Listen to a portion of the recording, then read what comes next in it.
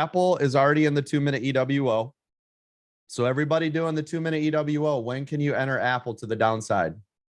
At the Right bell. at the bell. Yep, right at the bell. Good job. You're already in the second candle, right? Yep, you're already there. See it?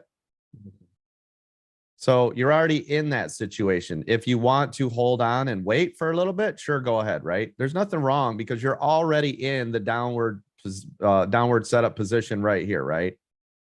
So if you want to wait a couple minutes, it's up to you. But what I'm telling you is you've already got the green light for a put. See it here?